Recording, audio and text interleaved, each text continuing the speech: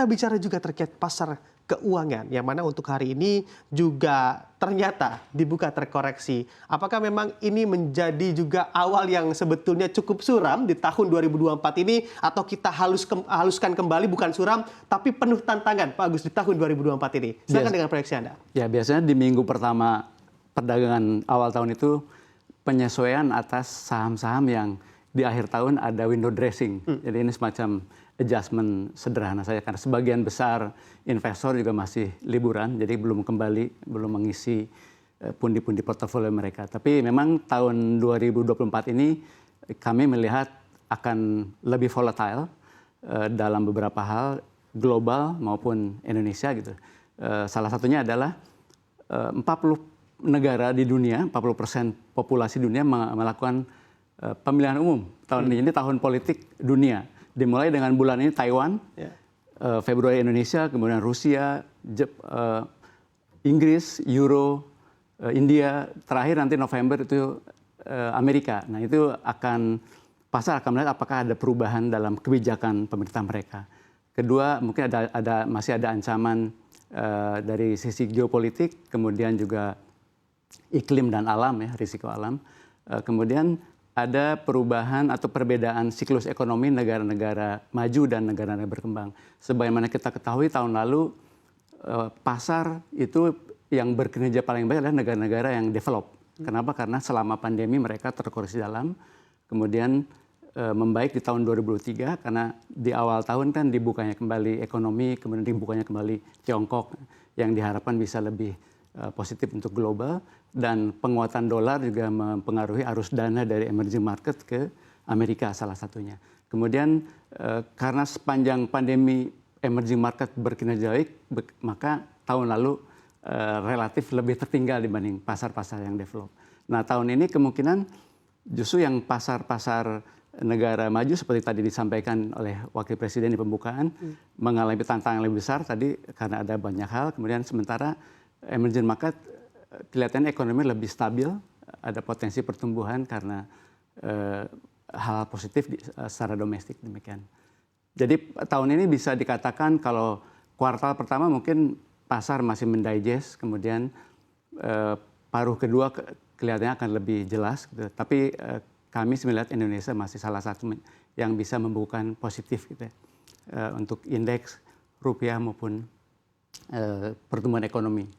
Oke, masih cukup perspektif begitu ya, emerging market dan juga di tanah air kita untuk pasar keuangan dan juga investasinya. Tapi memang Anda sebutkan tadi masih penuh tantangan juga di tahun 2024. Nah, bicara terkait penuh tantangan ini Pak Agus, sebetulnya apa juga kiranya yang perlu diantisipasi oleh para pelaku pasar ataupun investor di pasar keuangan kita? Ya, pemulihan ekonomi sudah terjadi di Indonesia meskipun kalau istilah pasar itu hurufnya huruf K ya, di mana mereka yang memiliki daya beli menengah atas itu naik, menengah bawah masih turun. Jadi tantangan pasar adalah termasuk regulator juga bagaimana daya beli masyarakat kelas menengah bawah bisa diperbaiki sehingga bisa menggerakkan ekonomi. Salah satu yang kami melihat mungkin di tahun ini, kebetulan juga tahun politik, ada potensi bantuan-bantuan sosial itu bisa membantu pemulihan di masyarakat menengah bawah. Nah yang lainnya barangkali kebijakan yang lebih pro pasar, kemudian pro pertumbuhan dan pro penciptaan lapangan pekerjaan itu yang dibutuhkan oleh Indonesia saat ini. Oke, baik. Pak Agus, tapi kami juga ingin begitu ya mengetahui insight dari Anda dan juga evaluasinya terhadap tahun lalu, tahun 2023 lalu, yang mana di akhir-akhir begitu tahun 2023, yang mana ini juga level indeks harga saham gabungan mampu sesuai ekspektasi bagi para pelaku pasar, bahkan hingga lewat di 7.300. Sebenarnya apakah memang untuk evaluasinya sesuai target dengan Samuel Asset Management, atau Anda melihatnya ini sebetulnya di bawah ekspektasi masih?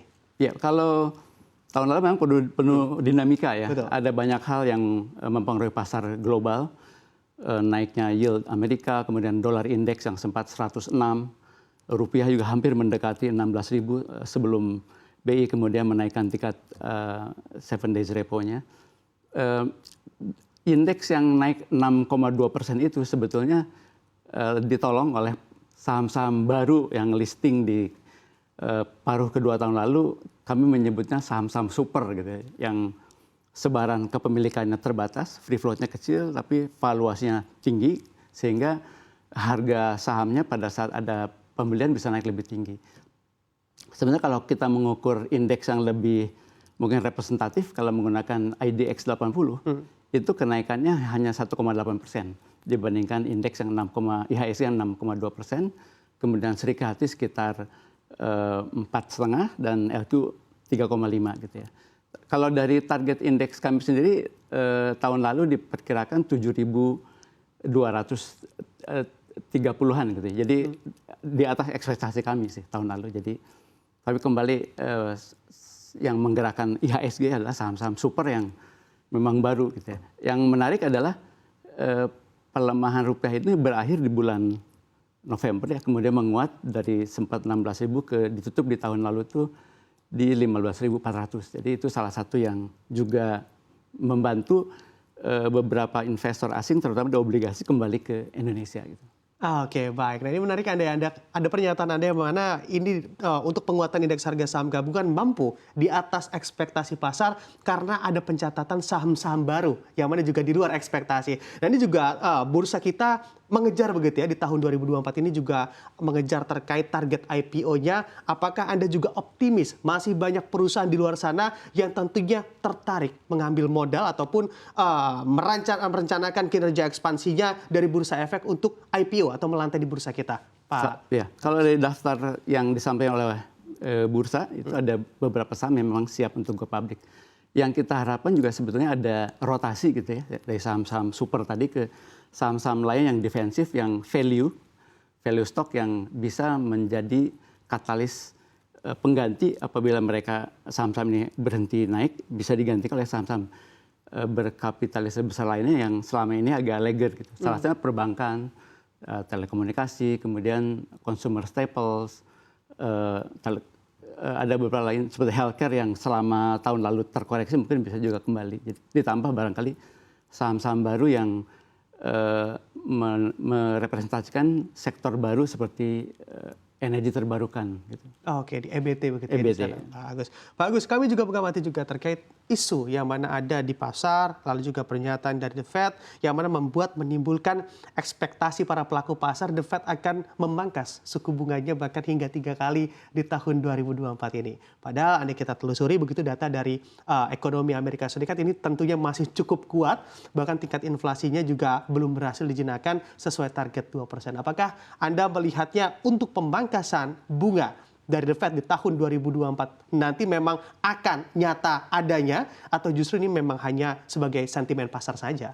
Ya, kalau dari konsensus memang diharapkan mungkin di kuartal 2 ya paling cepat itu ada pemangkasan Fed Fund Rate. Kalau lihat dari data terakhir memang core inflation Amerika masih 4%, masih di atas target 2%, tapi dia sudah turun dari 9% di Juni 2022. Kemudian headline inflation juga sudah ke 3,2. Beberapa data Amerika sebenarnya menunjukkan pelambatan, termasuk labor market yang hampir mendekati pre-COVID, kemudian shelter ya, perumahan, food sudah mulai turun, energi turun karena minyak kan di akhir tahun turun. Jadi sangat mungkin Fed menurunkan bunga di kuartal 2 itu.